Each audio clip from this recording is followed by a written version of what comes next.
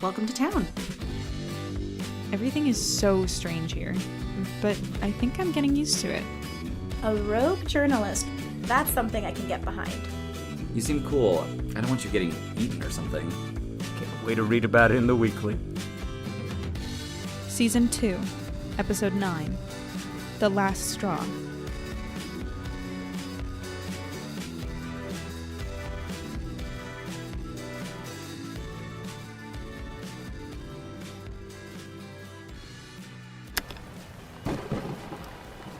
Oh, yeah, the sea monster just controls all the weather now. That's fun.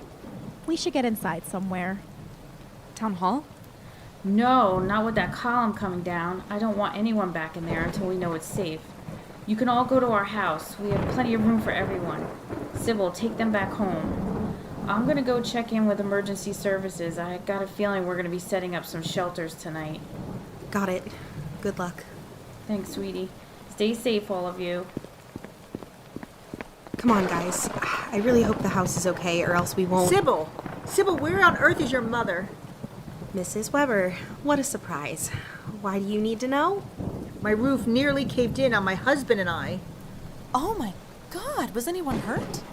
Well, no. I suppose it was more of a roof leak, but it was still traumatic. Emergency protocol calls for a shelter to be set up in the fire station. You and your husband can go there. You want us to walk all the way to the firehouse? That's on the other side of town, and you know I have a bad hip. I can help you get there if you need some assistance. How old do I look? I'm not some feeble old woman crossing the street. He's just trying to help. You can help me by telling me where I can go. You can go wherever the hell you want to go, Nancy. No one cares about your bad hip or your leaky roof, and you're not going to get special treatment just because you're an asshole, okay? So just go to the fire station like the rest of the town, or go home. How dare you speak to me so disrespectfully? I knew you were a bad seed with all that nasty power of yours. Interesting words coming from the nastiest Karen I've ever met. What did you call me? Karen. K-A-R-E. Okay, this is done. It's not worth fighting with her, guys. I don't want her getting in the way of my mom's actual work, though. I know, but we have to get rid of her somehow. I am standing right here, you know. Mrs. Weber, we can't speak for the mayor or offer up any place other than the firehouse for you to stay, but I'm sure one of your neighbors could help you get there safely. The last we heard from Lucinda, she was on her way to check the emergency services, so you might find her there and be able to talk to her yourself. That's the only way we can help. Fine. There has to be someone left in this town that's willing to help a woman in need. But if Lucinda isn't down at the fire station, you can bet I'll be making my way to her house before the end of the night. I don't intend on sleeping in some dusty garage, thank you very much. Right. Well, we have to get going. Goodbye, Mrs. Weber. Stay safe. I certainly hope I do. Nice moderating, Lizzie. Ugh, I cannot stand that woman. Come on, let's go to Reese's house instead. I don't want to risk seeing Nancy's face again tonight. Is this place still standing? We passed it on the way over here. It looks fine to me. Great. Let's get out of here.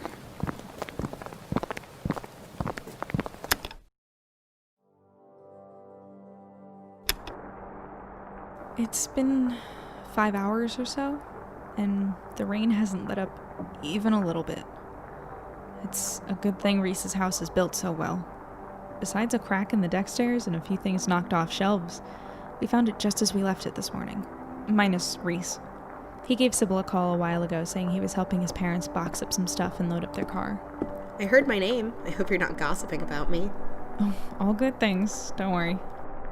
How's dinner coming? Do you guys need any help? No, we got this. Just keep talking to yourself up. We'll handle the hard work. Oh, gladly. Reese's parents said they're going to be staying at a hotel in Juneau for a little while until we figure out how serious those sea beast threats really are. Shia said their father's also thinking about getting out of town, although I don't think he's very keen about leaving. Shia said he wants to wait another day or two to decide, but Shia told me they're worried about how immediately really is. The way the attacks have been, it could be tomorrow or it could be 2 or 3 weeks from now. We have no idea. At least Shia's talking to me again. Kind of. It's mainly just about dealing with the sea creature, but it's better than nothing. and to tell me that they're thinking about staying here. Not in Bluff specifically, but in Alaska with their father. I don't feel great about it. I don't think anyone would about unknowns that involve someone you care about. But I'm letting myself be a little more hopeful than before. I don't know if that's stupid, but I am. Hopeful isn't exactly a word I would use to describe anyone else in our little gang right now, though. Besides the short time I spent talking to Shia in private, the 5 of us have been trying to figure out what our next step is in all this. There has to be some way to stop the sea beast, but we can't figure out a way to talk to it without putting ourselves in danger. Hell, we don't even know how to find the thing. And we doubt it would listen to us if we could. Our best option was sending Shia out in their father's boat to see if Nessie would talk to them because of some grandparently connection. But that would be way too dangerous. Everyone's taking a bit of a break now, trying to process things. Francy and Sybil are cooking dinner. Shia's taking a nap. They're still feeling a little under the weather. And Lizzie's on the phone with Ben in the guest room. Reese, finally. My God, you're a mess. You know, it is raining buckets outside, so I think I look just fine considering. How are your parents? They're pretty freaked out, honestly.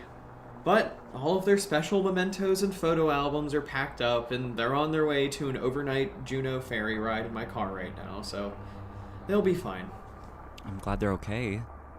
Me too. I thought I heard something going on. How are you doing, Reese? You see a lot of people on their way out? Definitely a lot of little boats headed for Petersburg, that's for sure. People really are taking off fast, huh? I mean, can you blame them? A sea monster essentially threatened all of our lives in no uncertain terms. Well, yeah, but Bluff residents are tough, right, Reese? We're not going anywhere. Yeah, about that. I think my parents might have the right idea. Maybe we should hang around the mainland for a bit, take my boat to Petersburg, and find a B&B to fit us all. You want to leave Bluff? Now, when everyone's in danger? Everyone else is leaving because they're in danger. I just think we should do the same. Oh, please. Sure, some people are leaving, but we're not going anywhere. Everyone in this house is here for the long haul. We're going to figure this out. Actually, I kind of agree with Reese. You want to leave? Well, I don't want to die, that's for sure. We don't even need to leave Alaska. We can still help everyone here by getting them settled into human towns, whether temporarily or permanently. Lucinda suggested that to you, didn't she? No. We're also living through this insanity, and we don't want to get trapped here waiting to die at the hands of a sea beast because we're stubborn enough to think we can fix everything. Fine, then you can get out of here. Avra, Shia, and I will... Shia's already said they're coming with us as soon as they can get their dad's ass into a boat headed for the mainland. You guys didn't talk to me about any of this. Well, we were afraid you wouldn't want to leave. She doesn't. Right, Av? Sybil, what else can we do?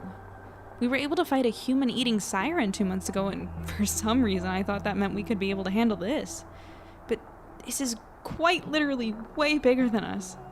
There's too many pieces that still don't fit together, you know? Maybe we can still find a solution, but I'm not sure if it'll be here. But Bluff is my home. I grew up here, and it should have been your home too, Avra. And Reese, you've grown into yourself here, and Shia spent their whole childhood here. We can't just abandon it. Bluff is special, but it's the people who make it special. We won't be abandoning them unless we stay here and end up dead. But we're so close to figuring it all out. We're not close to anything. There's nothing to figure out, Sybil. It's just a monster that decided to fuck us all over and destroy our town. This is ridiculous. You're all cowards. Syb, wait. I'm sorry. Guess we won't be sleeping in the guest bedroom tonight. She just needs some time to cool off. She'll come to her senses. She has to. Well, how long will that take? Maybe a day or two. It's okay. We'll need at least all of tomorrow to convince Shia's father to come with us and pack up the things we need. And if she doesn't come around by then? Let's just hope she does.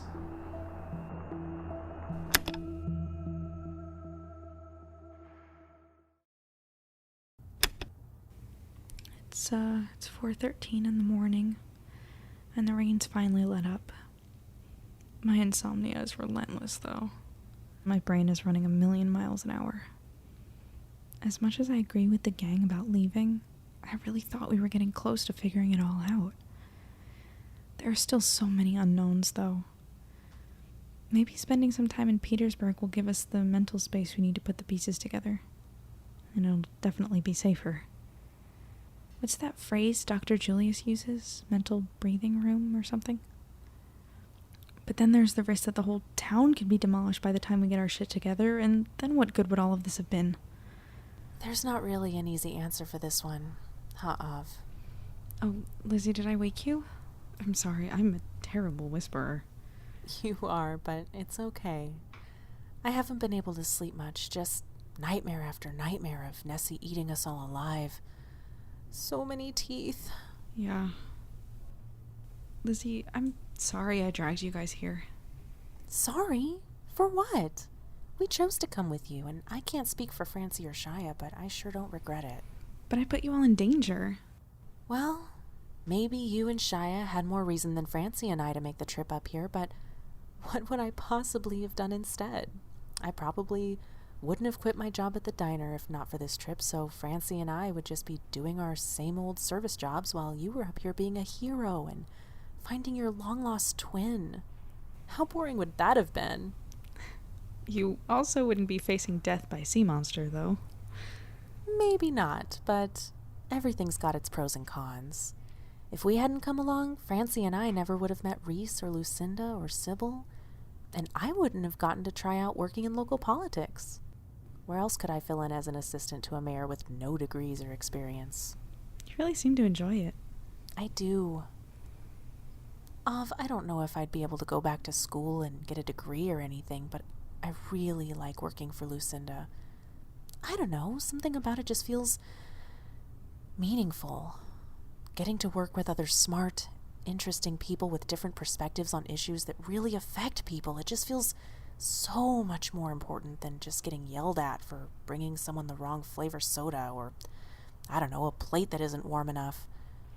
I wish I could just hold on to it for a little longer, but we have to go home eventually. I mean, you don't have to.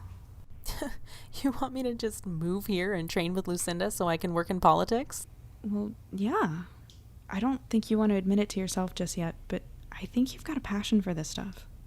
But I can't just leave Water's Edge. What about Ben? I mean, sure, he's getting older. He could probably live with a family friend, but then what about you and Francy and all my other friends in town? My whole life is there. It doesn't have to be forever. It doesn't have to be at all if you don't want it to. I just think you deserve the chance to try something new, even if that takes you away from Water's Edge for a little while. I couldn't leave Water's Edge. I just couldn't. That's fair, too. But then I think you should try the back-to-school route. Or see if Roger can point you in the right direction or something. You'll figure it out if you put your mind to it, but don't let go of this. I don't think I've ever seen you as happy working at the diner as you have been working with Lucinda. Okay, I'll figure it out. But you've got to help me. I have no idea what I'm doing. I haven't looked for a job in years. I don't know what I'm doing either, but I'll do whatever I can. Thanks. Oh, what was that? Probably Shia? I don't think they've been sleeping well. With the freezing water here, their head cold's been unrelenting. What does the water have to do with it? Well, they are a water nymph, Av, so they're connected to the water. Whatever body of water is closest to them will affect them, so I thought it was more based on quality than temperature, honestly. Our ocean gets cold too, you know, and Shia isn't like this all the time in the winter, but... Wait, so they get sick if water is polluted? I think so. Shia's never told me directly, but I had a naiad friend when I was growing up who was chronically ill because we lived near a disgusting lake. This water doesn't seem that bad, though. Maybe they just have allergies. No, I think you're right. It's being polluted. Right before the earthquake hit, we were on our way to tell you and Lucinda. We found more of that nasty sludge by the cannery. So much more. Sybil thinks they might be dumping toxic chemicals. That would explain Shia's cold. And the lack of fish. They probably all left because the shit was killing them and they couldn't do anything but leave. Lizzie, that's it. What's it? The sea monster's just a big fish, right? Yeah, just a big fish, who can also cause earthquakes and floods and possibly control the weather. Okay, yes, but they're probably angry about the dumping, too. Well, of course. And the sea monster isn't some little fish. It can fight back. And it is. What's going on? I don't think that was Shia. Guys, you're awake. Sybil just took off out the window. Guess she figured it out too. Figured what out? Where the hell is she going? To the docks. She's gonna confront the sea beast.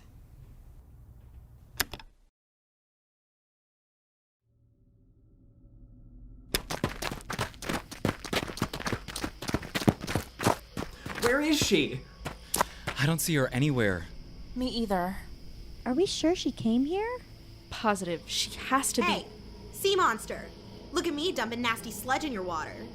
Oh my god, what is she doing? Wow, she's Come lost on, it. coward. Come on out and show me what you can do. Defend your fish and yourself from us nasty cryptids. Come on! Sybil, what the fuck are you doing? What? You're not supposed to be here. I was gonna do this on my own. Well, maybe if you didn't climb out the window, I wouldn't have been as concerned. Sybil, what are you doing? Trying to fix things. I figured it all out. So did Avra and I, but I don't think this is the best way to respond. We need to get its attention somehow, right? Yeah, but this is not the way you do it. Where did you even get toxic sludge anyway? None of your business. Go home. I don't want any of you guys to be...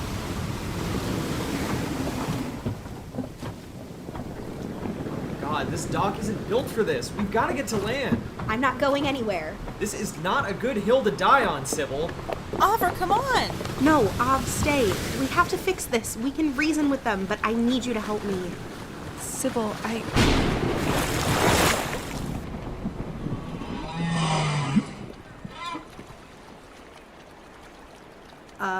Hello. How dare you dump pollutants into my waters, you insolent child? Have you no respect for forms of life outside your own pathetic existence? It's okay. It's not nasty stuff or anything. It's just rainwater and sand. So there's not even a motive behind your actions? I'm disgusted. We just wanted to talk to you. I'm not interested in hollow words. Wait, please. We want to make things right. Bluff has been terrible to you. We know that now, and we understand why you want to punish them. They did awful things to you. Mortals always thinking through a singular experience. They can do nothing to me. I'm an immortal being, as old as life itself. I'm taking revenge on behalf of the beings I protect in these waters. The beings that have been dying in immeasurable sums at the hands of this island's people. But Bluff needs the fish to survive. It's nature. Big things eat little things, right? Nature's not pulling thousands upon thousands of fish from the sea each day simply for half of them to be wasted, or throwing your machinery toxins into my seas. We can't just stop fishing, though. Bluff would die. I was here when Bluff was born. 3 starving, frightened mortals begged me for guidance to survive this harsh land alone. I blessed them with the fish they needed to survive and grow, then returned to my long sleep. When I awoke, those 3 had been replaced by hundreds more, and they were slaughtering the beings of my waters. Mortals are fleeting, though, so I left them with a warning and returned to my slumber.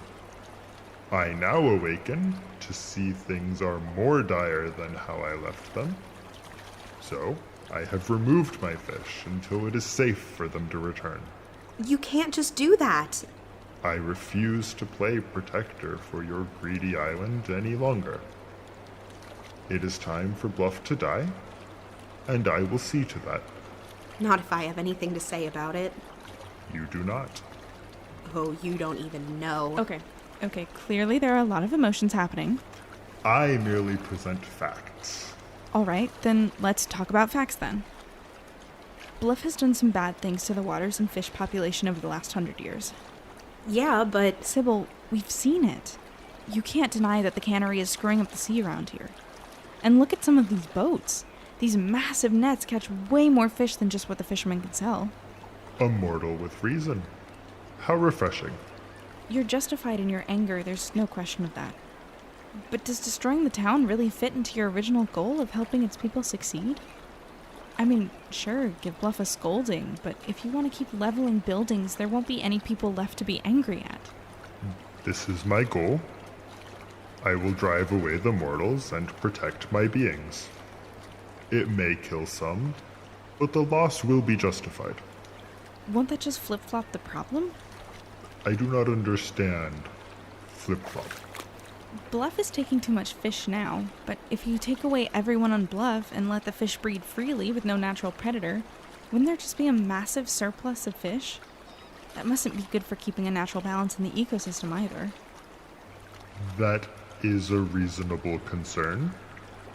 However, I do not believe there is a solution that would bring about a more balanced result. What if we just fish less?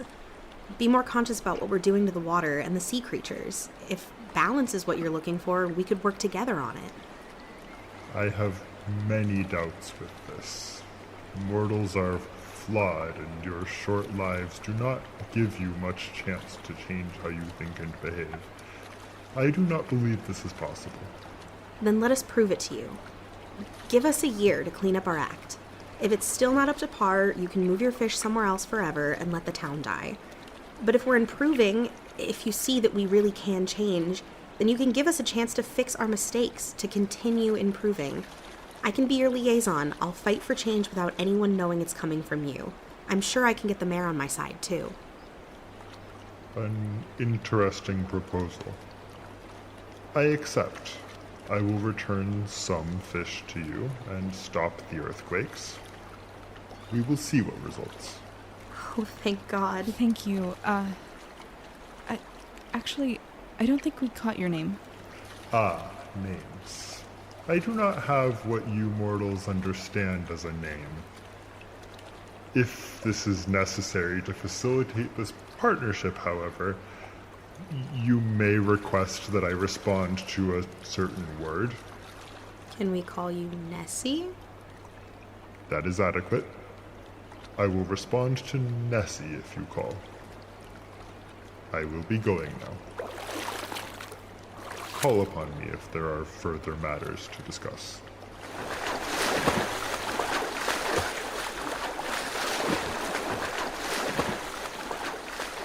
Holy shit. Did that really just happen?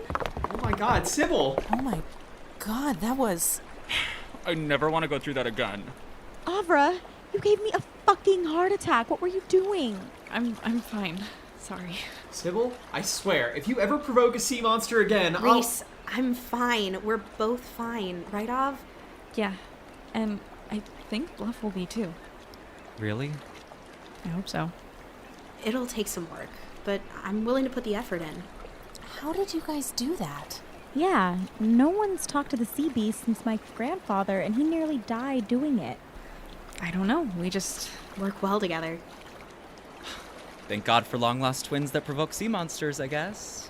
So is everything just fixed, just like that? Not exactly. Nessie wants some significant changes around here. I'll be their secret voice on the island.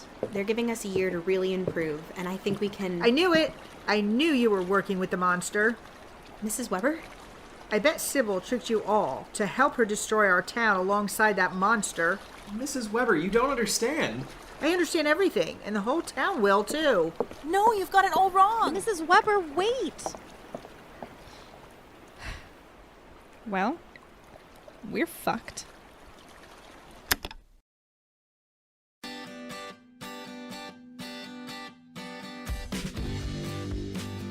Thanks for listening to Cryptid Cape Season 2, The Last Straw. The show is created and produced by me, Victoria Pereira. I also voice Avra. The voice of Francy is Aubrey King. The voice of Lizzie is Christina Rose Hargis. The voice of Shia is Angelique Fustukjian. The voice of Sybil is Caroline Byrne. The voice of Reese is Kyle Goss. The voice of Lucinda is Lynn Pereira. The voice of Nessie is Kyle Boyer. The voice of Mrs. Weber is Marilyn Acevedo. Our theme song is Pink Night in Ohio by Ryan Anderson. The other songs used in this episode were Nidra in the Sky with Eiler by Jesse Gallagher, To Have To in Least Water by Patches, and Sea of Doom by Doug Maxwell and Meteorite Productions. Our story editor is Jennifer Wong. Our cover art was created by Christy Dupre. Be sure to subscribe to Cryptid Cape so you don't miss our next episode. We publish every 2 weeks. Also, be sure to follow us on Twitter, Instagram, and Facebook at Cryptid Cape for some fun bonus content. And check out our Ko-fi page at ko-fi.com/cryptidcape to donate to the show and get your own Cryptid Cape sticker. Share this episode with friends or leave a review if you enjoyed it. It means the world. See you next time!